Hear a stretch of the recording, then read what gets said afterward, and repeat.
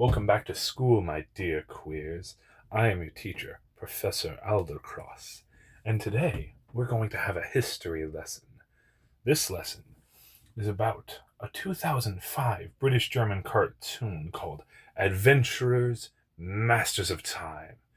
In this cartoon, there are four people who must travel back in time to save their Professor Krupnik. Ain't that a name? And our lovely group of classmates consists of Paul, Nico, Fire, and Nevin, who discover an odd old computer that was crafted by their dear professor. Somehow, he has been trapped in a computer program that that makes him go through time. This show is from the mid 2000s, so it's pretty goofy and there's a lot of suspension of disbelief, honestly.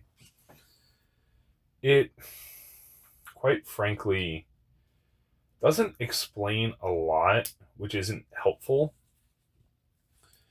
because you just have to believe that this university professor made a magic time-traveling computer along with a handheld sentient robot simply called AT, which actually does look like the AT symbol, oddly enough, which talks to our heroes and sends them on missions through time. Now, the show itself is actually alright. It teaches you about certain time periods, events, and people, like about Florence Nightingale, Alexander Graham Bell, Paul Revere, Pompeii, the invention of the first telephone, and multiple other things. And I give it props for what it had back in 2005, it used for its history lessons. And overall, the premise was okay, pretty episodic. It only lasted about one season and had 26 episodes, which is a fair run. The problem is it's the fact that nothing's explained. Now, don't get me wrong. I am all for teaching kids history lessons. It needs to happen, especially with recent events. If I say this in 2025, oh no. But history has to be learned as to not be repeated. That's what I was taught in middle school and in high school even. And what I see, I was actually pretty amazed at.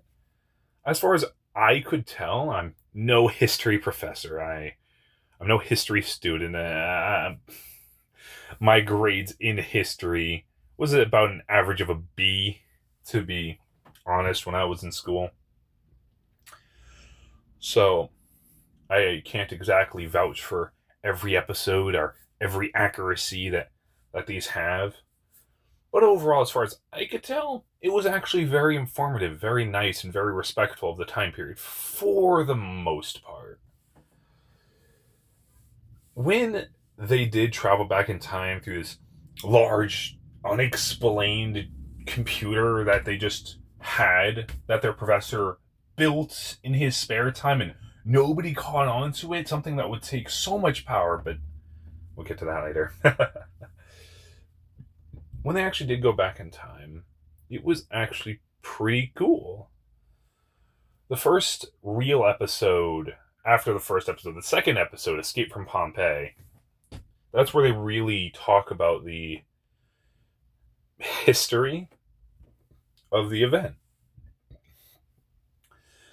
And it is actually very interesting to learn about the volcano, about the area, about the only person, apparently, that documented the first event of Pompeii happening, which, again, very interesting. It actually prompted me to sometimes look these things up just out of pure curiosity. And it was good to learn that they were pretty accurate. Too bad they only had one season. I feel like they could have gone for longer. The problem isn't exactly with its history as far as I'm concerned. Well, for the most part. They go back to several time periods where they were very racist or sexist or homophobic and things like that. And they very, very, very, very lightly touch upon this. At one point, they go and they meet Shakespeare. And he was appalled at the idea, oh, a woman playing a part in his play. And that's really all they touch upon, because there's two characters, Fire and Kiko, both which are female, where Nevin and Paul are male. Now, the diversity of this group is important, right? Paul is a white British man. Nevin is an African American. Kiko is Asian American. And Fire is, well, quite frankly, she's just a girl. She's an Irish girl, but still just a girl. She's really the girl of the show. It came out in 2005, so there has to be one, right? And their cute little mascot, their handheld sentient computer that helps them travel through time to save their professor. And with these characters and their ethnicities in mind, I feel like it's very important to touch upon it, even in a kid show. I feel like it's important to address it, but they never quite do. Again, the only thing is with Shakespeare, one time, oh, a woman can't, and then Fire goes up, since she has short hair, she can be mistaken as a boy, and she goes up, she plays a part in Shakespeare's play, which again is very fun, and it's a nice twist on things. But I wish that they could touch upon these things. I feel like it would have been very interesting to see, like, the Civil War, maybe. Or they kind of touch upon, in a Paul Revere episode, they touch upon the British versus the Americans, and they touch upon the Redcoats, and they touch upon a few other things. But I feel like they could have gone further.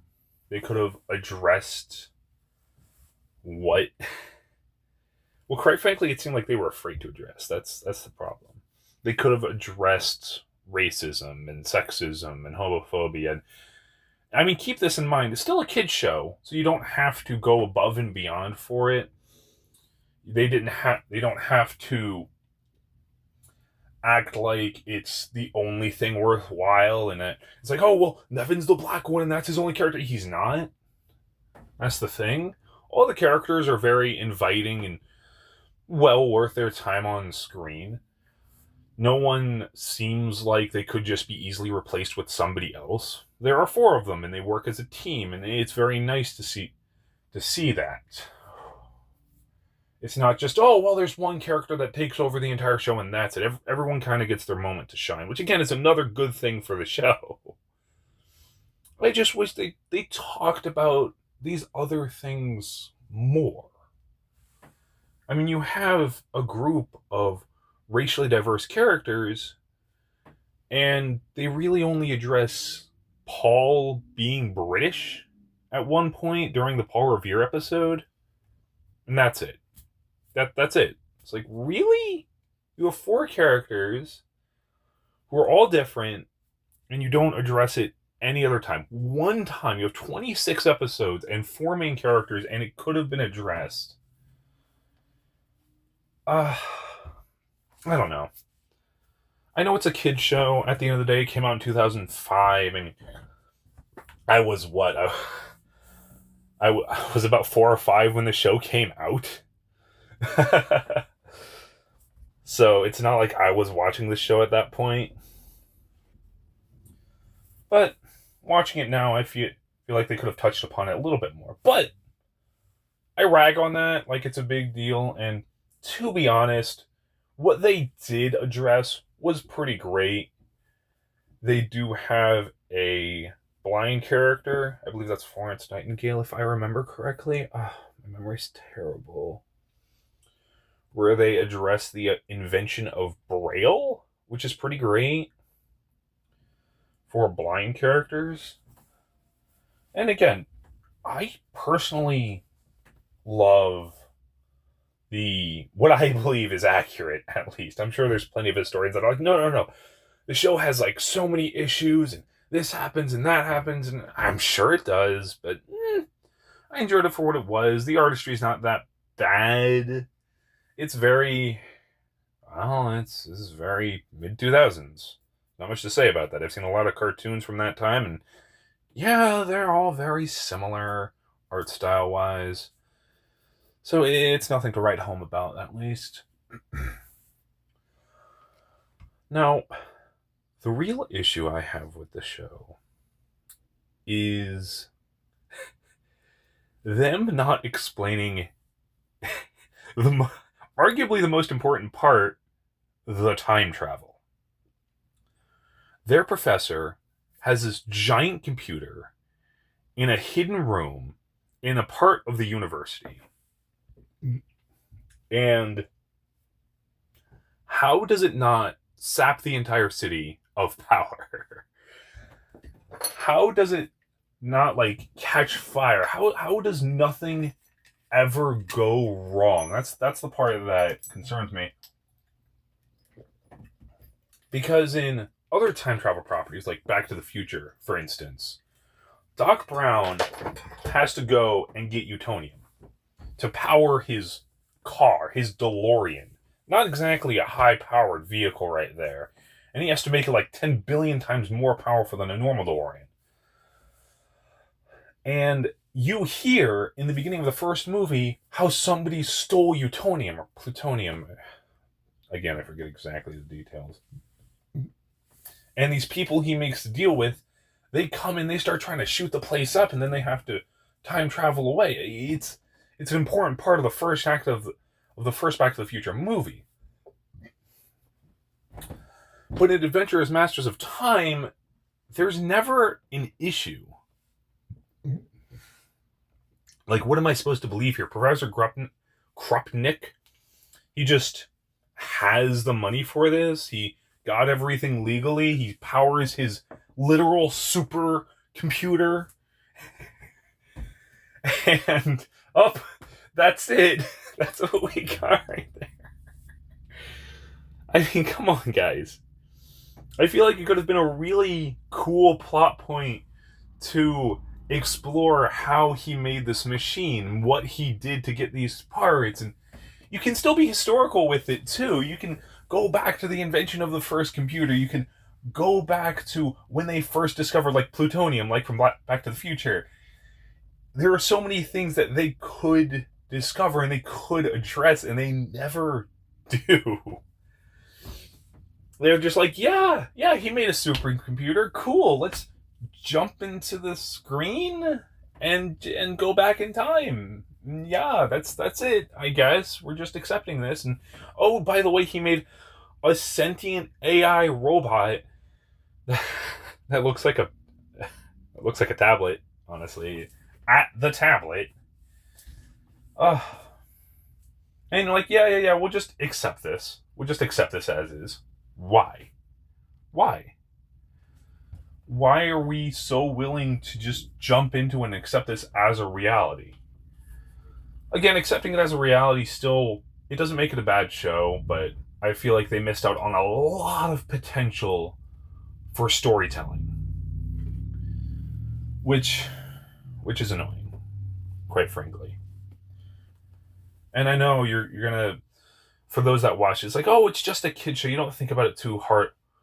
It's like, yeah, but when other time travel properties take this approach, or they don't even have to be time travel properties, they can just be things that have time travel in it. Like Dragon Ball has time travel in it. How'd he do it? Well, Bulma made it. Bulma has this whole machine that he She took years and years to make, but she's an established character, and you know she's smart. You know she has the technology to do this, and even then the machine fucks up, and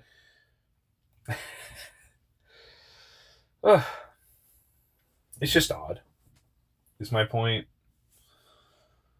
It misses out on a lot of storytelling potential, which is why I think it only got one season, because it missed out on so much it could have done.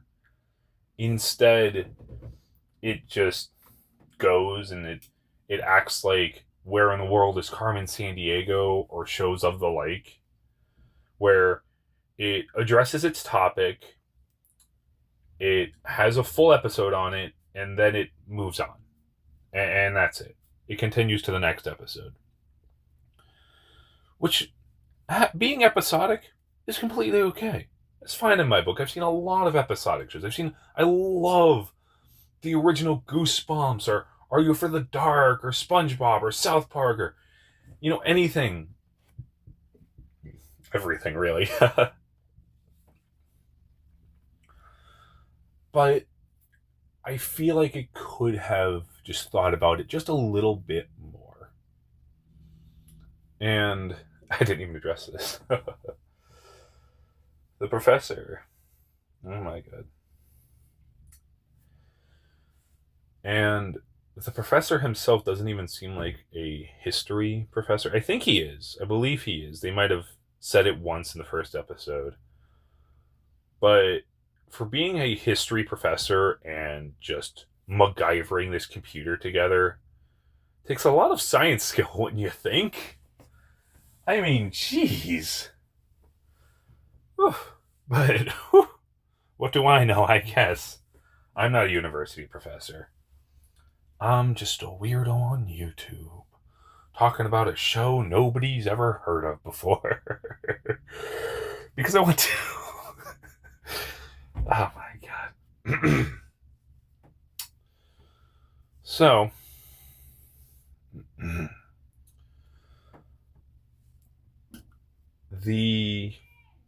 what happens to the professor is that he gets kidnapped by this villain that's prominent throughout the whole show, simply called the Hacker.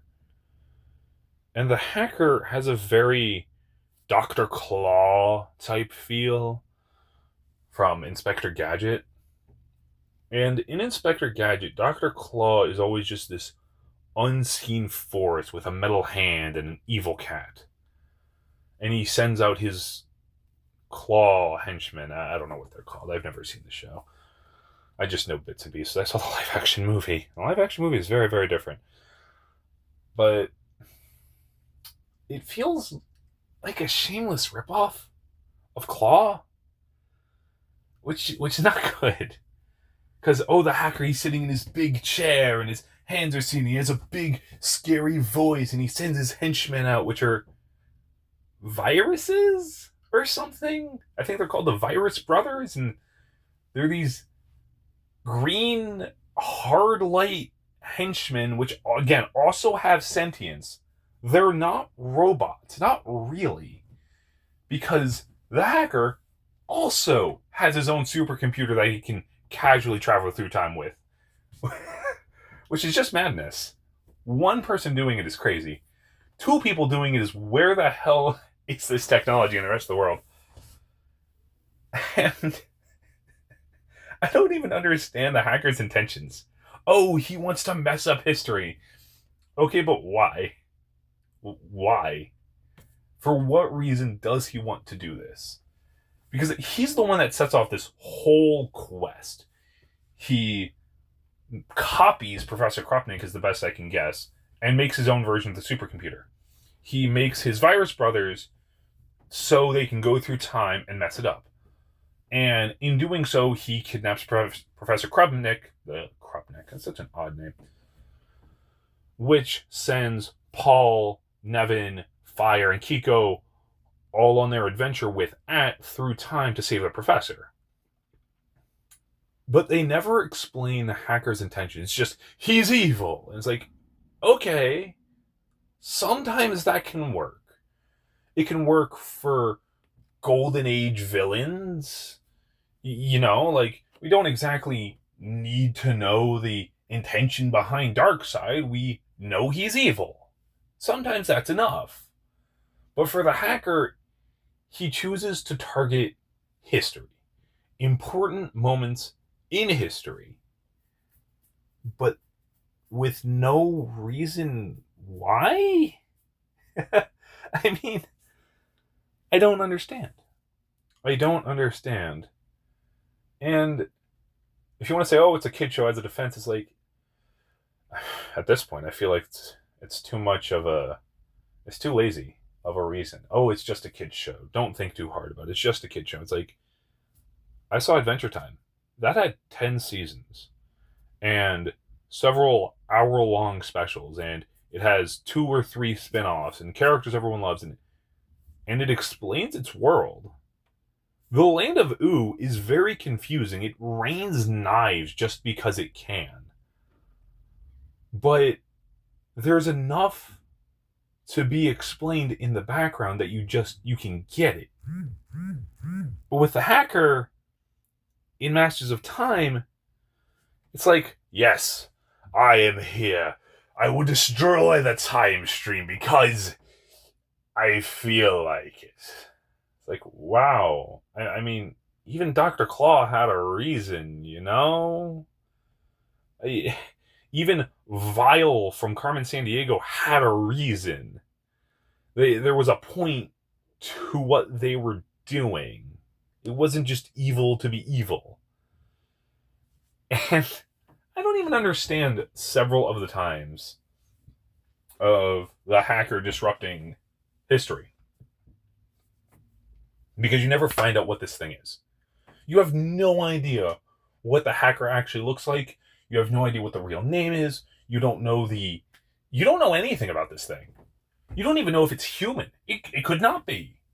I find it weird because the hacker sends the virus bros out into the time stream several times. I'm thinking, wouldn't this also damage the hacker? Like, there's an episode where he sends the Virus Brothers out to stop the first official phone call. And I'm like, if that's stopped, that means there's no cell phones, right? And if there's no cell phone, at some point there's really no computer, right? So there's no supercomputer to make time travel, I guess. So you can't make the Virus Bros, so you can't go back in time. So what is the point? What is the point? I don't understand. I don't even understand Pompeii, even. Because he sends the Virus Brothers out to stop the only person to record the death of Pompeii. Because if this person dies, then I guess the history of Pompeii just goes with it, I guess. I don't know. Because apparently nobody else there is going to do it. Which, again, is very confusing. In time travel like this, they use the, what is it called? The continuity theory. If you affect something in the past, it will affect something in the present or the future. Okay.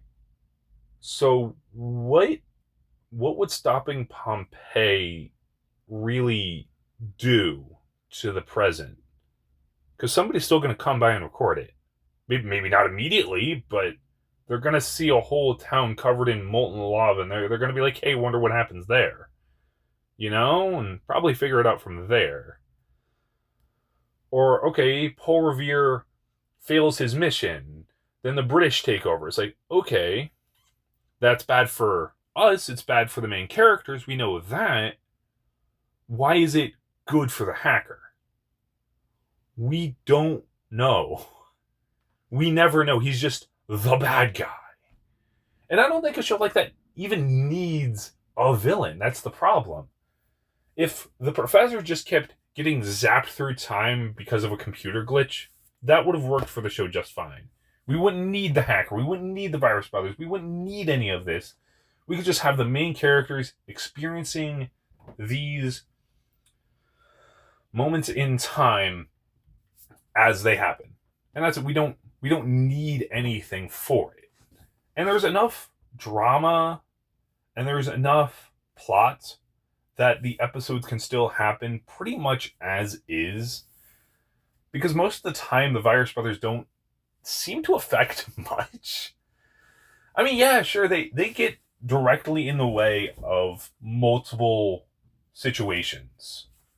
They try to kidnap Shakespeare. They try to stop Paul Revere. They try to kill the guy that records Pompeii. I forgot his name. They try multiple other things. And like, yeah, okay, but I feel like if you just had a little bit more of an imagination, you could write problems in these episodes without even including the Virus Brothers or the hacker. And that's my biggest gripe with this show. Because only being 26 episodes, while that is a fair run, it does not end.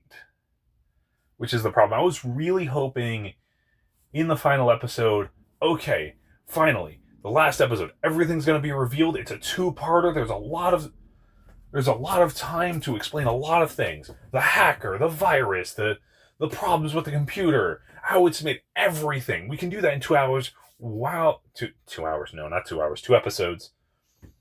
While still getting across our historical lesson of the week. We can do this all. But they don't.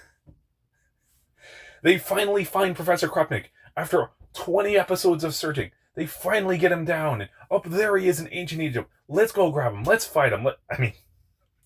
Let's fight our teacher, guys. Let's... Oh, no. Let's fight the hacker.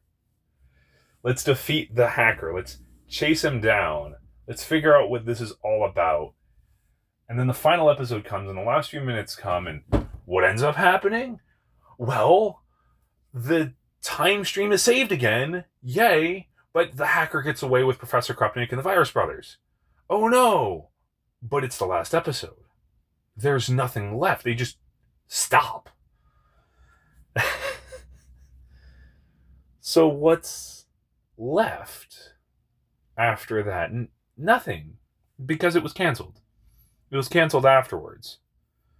It didn't do that well, and I think it's because it acted like a lot of other shows of the time. It just wasn't that interesting. The episodes, yeah, they were good. They were informational. They were helpful. But arguably the biggest plot in the entire show never being addressed, which is the hacker, mind you, then why bother? Why bother? And even then, why can't they just go back, I don't know, a year or something to stop the professor from ever being kidnapped? Why can't they do that? Oh, Ad says in the beginning, oh, you can't go back directly before he gets stuck because he's in the time stream now. He's in this computer program, which again, I don't understand. How is it a computer program and time travel? It has to be one or the other, because if it's a computer program, that means anything the hacker does, as well as anything the Masters of Time do, don't mean anything, because it doesn't actually affect the time stream, because if it's just a computer program, you're just going into the internet, and then you're popping back out, and that's it. This isn't Code Lyoko, okay? All of technology isn't threatened. It's just a wiki page? I don't know. But if it's not a computer program, and it's actual time travel, then why can't you just be like, you know what we can do? First episode, let's take you let's type up the supercomputer, go I don't know, several weeks beforehand, and warn him, so it never happens. That's it. Just be like, hey, Teach, you're going to be kidnapped by a crazy time-traveling entity thing that has hard light constructs, which again aren't explained, and they're going to kidnap you. Then it'd be like, oh, hey, that's great. I can just set up these countermeasures beforehand. Done. Mission solved. No more time travel. Nothing needed ever. But they don't do that. They don't do that. And it confuses the hell out of me. Even even saying, oh, we can only travel, even putting this weird, which I'm stretching, mind you, it's nothing they never, it's something they never ever address in the show. But even if the rule was we can only go back to important moments in time, wouldn't making making the super time traveling computer be an important moment in time? Even going with that logic, which again is never addressed in the show, but even going with that logic, because every episode they go to an important moment in time, even using that, you just be like, okay, let's just go back in time to when he invented AD, or go back in time to when he made the supercomputer. And it's still Professor Krupnik. It's not like he won't believe us. We have proof in our hands all the time. We have the sentient robot in our hands. That's proof enough.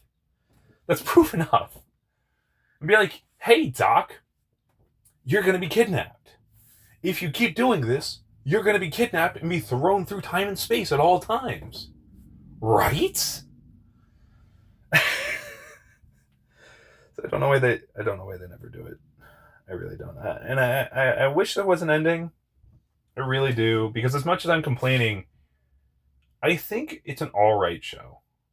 It's informative, and it makes me curious about the timeline. It makes me curious about these people and what they address and what they talk about. But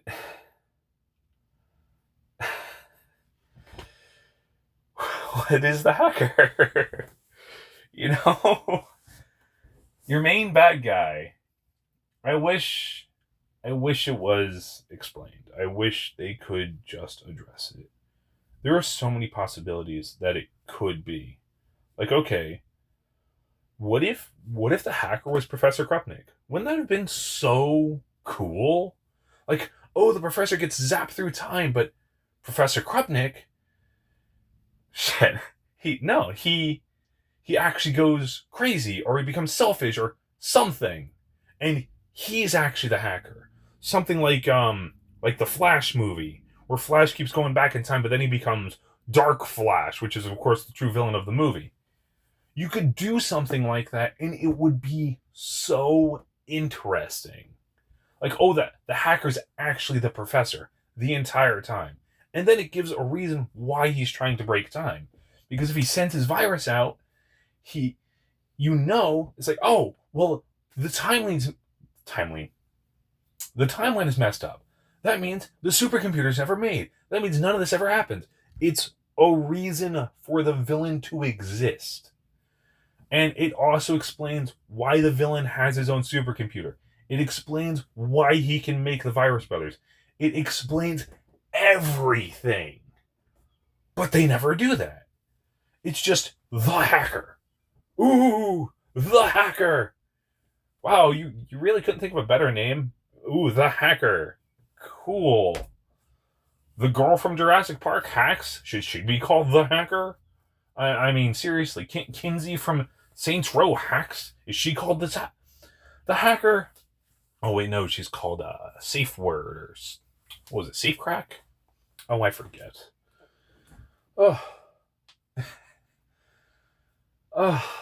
It is annoying, to say the least. But of course, it was a canceled show. And it's not like they're going to be like, hey, 20 years later, we're going to make a real ending to Adventurers Masters of Time, that German show that barely anybody knows about. I think I found this show on Tubi. So that should tell you its popularity was not too high. Ugh. But even then, if you saw the show, what did you think? Was it a nice little waste of time that made you curious about history? Or could they have done more to what they had? I think they could have, but we will never know. So for now, that is all. My gaze strays, days and bays, and I will see you next time.